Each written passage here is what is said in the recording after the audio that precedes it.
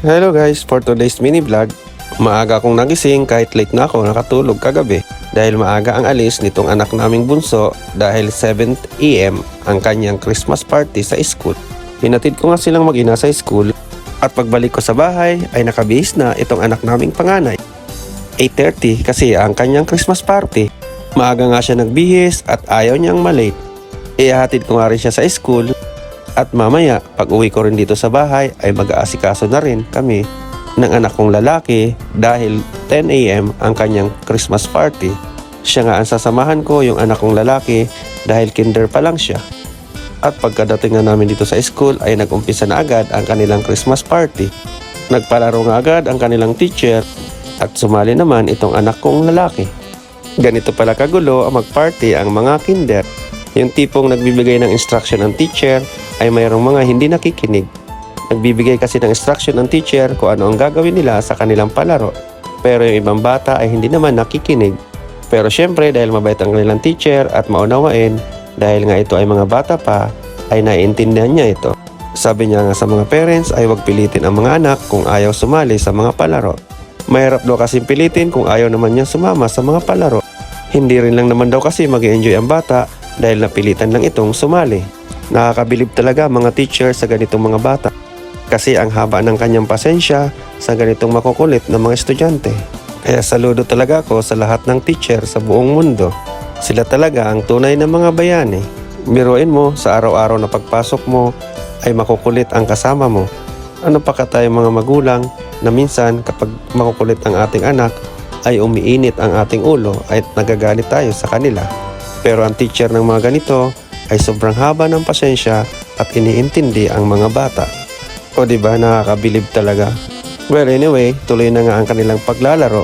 Ang mechanics nga sa games na to ay sisipsipin nila ang cotton na nasa paper plate gamit ang straw at dadali nila ito sa kabilang paper plate.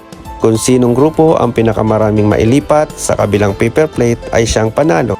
Sa loob nga lang pala ito ng 5 minuto. Nakakatuwa nga yung kabilang grupo dahil nung sinabi kung sinong pinakamaraming mailipat sa kabilang paper plate ay binuhat lahat ng laman ng isang paper plate at nilipat sa kabila. Nakakatuwa itong grupo din ng anak ko dahil lahat halos sila marurunong. Naintindihan nila kung anong instruction ng teacher.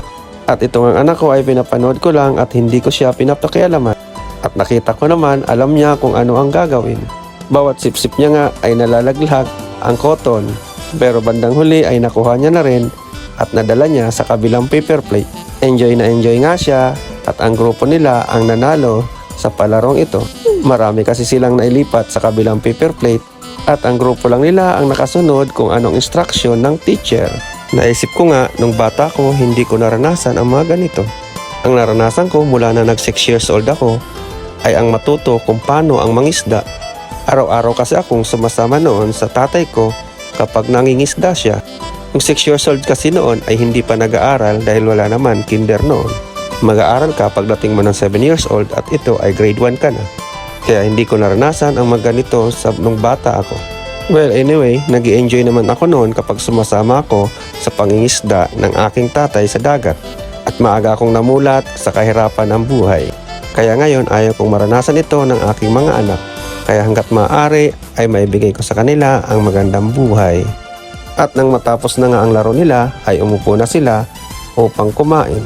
Kami na nga mga parents ang kumuha ng pagkain para sa aming mga anak. Halos lahat nga ang umatin dyan ay mga mami. 4 lang ata kaming daddy na umatin dyan sa Christmas party ng mga bata. At nang matapos ng kumain at nakapag-exchange gift na sila ay bumaba na kami dito sa baba ng school. At nakita niya nga ang kanyang ate dito sa labas at ang kanyang bunsong kapatid.